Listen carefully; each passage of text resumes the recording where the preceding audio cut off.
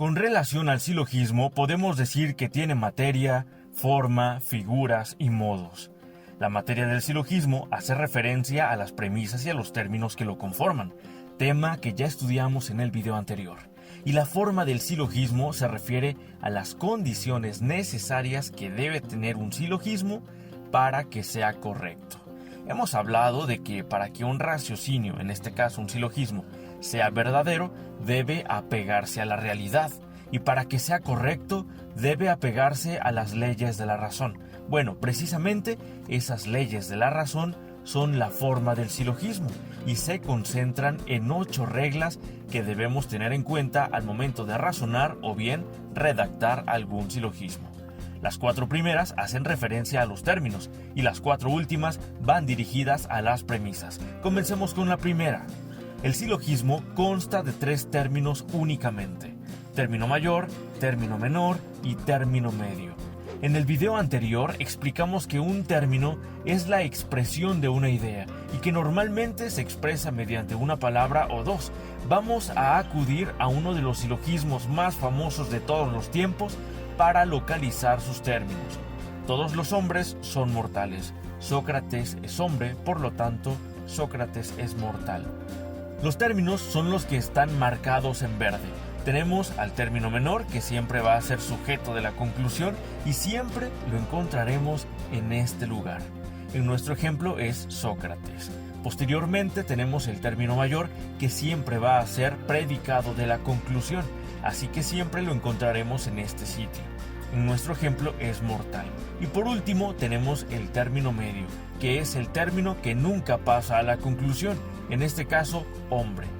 Para que un silogismo sea válido, debe tener únicamente 3 términos, de lo contrario no tiene validez. Vamos con la segunda regla del silogismo.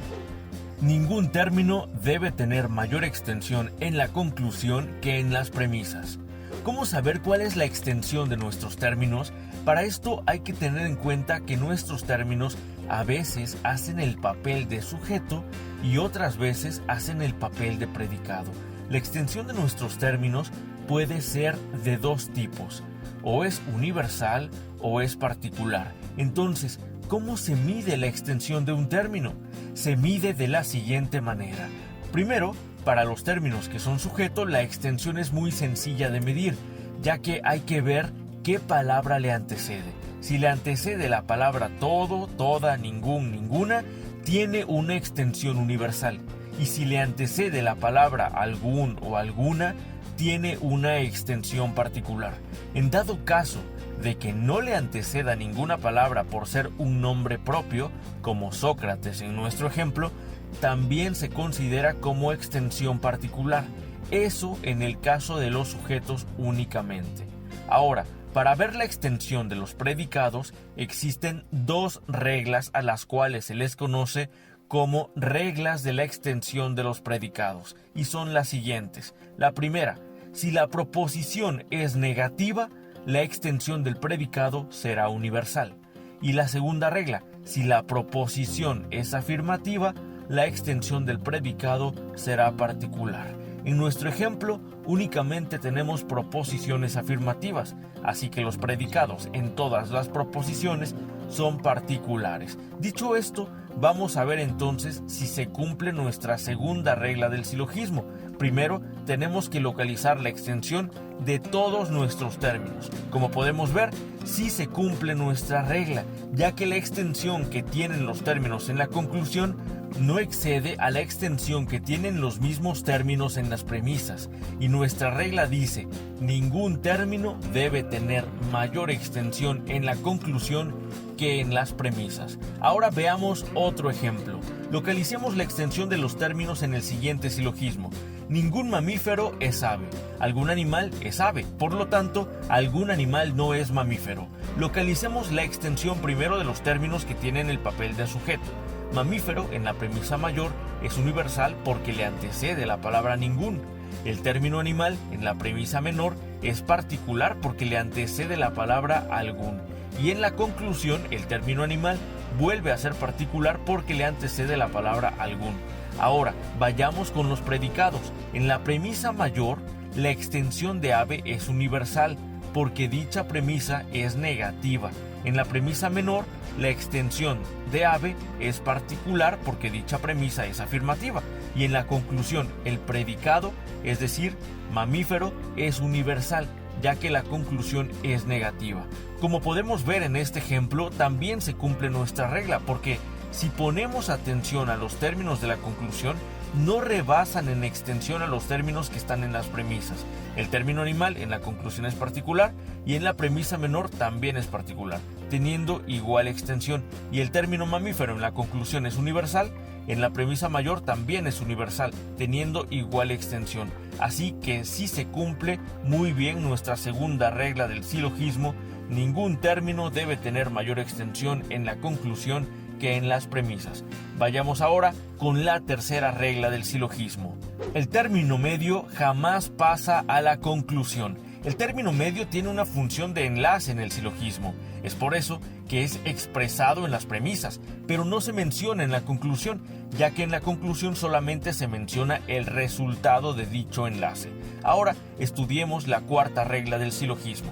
El término medio debe ser universal por lo menos una vez. Es súper importante que para que el término medio realice la función de enlace, sea universal al menos una vez. De lo contrario, se complicaría la deducción. Por lo tanto, no garantizaría que la conclusión fuera verdadera. Tal es el caso del ejemplo: el gallo es ser vivo. El ser humano es ser vivo. En consecuencia, el ser humano es gallo. ¿Verdad que no tendría sentido? En el caso del ejemplo, lo que está sucediendo es que el término medio es particular tanto en la premisa mayor como en la premisa menor, y al ser particular en ambas, no puede ser un enlace válido para los términos menor y mayor. Estas han sido las 4 reglas del silogismo que hacen referencia a los términos. Ahora vamos a ver las otras 4 reglas que hacen referencia a las premisas. Vayamos entonces con la regla número 5. De 2 premisas negativas no se concluye nada. En toda proposición negativa, lo que se hace es quitar la relación entre el sujeto y el predicado.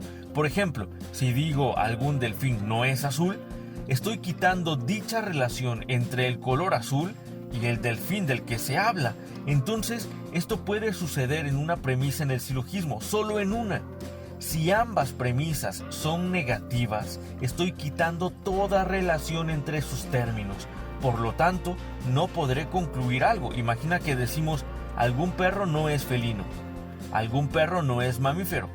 ¿Cuál sería la conclusión de esto? No hay, porque no hay relación entre ninguno de sus términos. Es por eso que en la quinta regla decimos: de 2 premisas negativas no se concluye nada. Vayamos con la sexta regla. De 2 premisas afirmativas no se puede inferir una conclusión negativa. Cuando nosotros tenemos en un silogismo 2 proposiciones afirmativas, por consecuencia, solo podremos concluir de manera afirmativa. Y para esto volvamos a uno de nuestros ejemplos anteriores. Todos los hombres son mortales. Sócrates es hombre, por lo tanto, Sócrates es mortal. En este ejemplo podemos ver cómo las 2 premisas son afirmativas y la conclusión es afirmativa también, cumpliendo con la regla, porque no podría ser negativa, ya que si fuera negativa, tal y como lo estamos viendo ahora, todos los hombres son mortales, Sócrates es hombre, por lo tanto Sócrates no es mortal. Nuestra conclusión estaría separando toda relación entre los términos Sócrates y mortal. No sería en lo más mínimo una conclusión adecuada. Así que cuando nuestras 2 premisas son afirmativas, nuestra conclusión también lo será. Pasemos a la penúltima regla del silogismo. 2 premisas particulares no dan conclusión. Siendo que el silogismo es un tipo de razonamiento deductivo, la conclusión siempre tiene que partir al menos de una proposición universal. Como podemos ver, en el silogismo tenemos 2 premisas. Bueno, tanto las 2 pueden ser universales o por lo menos una de ellas para que el raciocinio sea deductivo. Porque recordemos que un raciocinio deductivo siempre va de lo universal a lo particular, y esto no se cumple con 2 premisas particulares. Vayamos con la octava y última regla del silogismo. La conclusión siempre sigue a la parte más débil. Esta es la última regla, y va, como ya sabemos, dirigida a las premisas. Y para esto tenemos que saber que se le llama premisa fuerte a aquella premisa que es o bien universal, o bien afirmativa, o bien afirmativa y universal. Entonces, una premisa con estas características se dice que es una premisa fuerte. Entonces, ¿qué es una premisa débil? Bueno, una premisa débil es aquella que es o bien particular, o bien es negativa, o bien es ambas. Entonces, la conclusión siempre sigue a la parte más débil. Esto quiere decir que si tenemos una premisa universal y una particular, la conclusión va a ser particular. Y si tenemos una premisa afirmativa y otra negativa, la conclusión va a ser negativa. Y en dado caso que tengamos una premisa particular y otra negativa, la conclusión será particular y negativa al mismo tiempo. Entonces, la parte fuerte de un silogismo son las premisas universales y las premisas afirmativas, y la parte débil de un silogismo, por el contrario, son las características particular y negativa, obviamente en las premisas del mismo. Y la conclusión siempre va a seguir a la parte más débil. A manera de resumen, podemos decir que para que un silogismo tenga validez, debe regirse por estas 8 reglas. Cuando un silogismo cumple con todas y cada una de estas reglas, podemos decir que es un silogismo correcto. Y si parte de premisas verdaderas, el que cumpla con estas 8 reglas nos va a asegurar de que sea verdadero también. Por lo tanto, para que un silogismo sea correcto y verdadero, tiene que partir de premisas verdaderas y luego pasar por estas 8 reglas que aquí estudiamos, pues un raciocinio es verdadero cuando se apega a la realidad y es correcto cuando se apega a las leyes de la razón, las cuales son precisamente estas 8 reglas.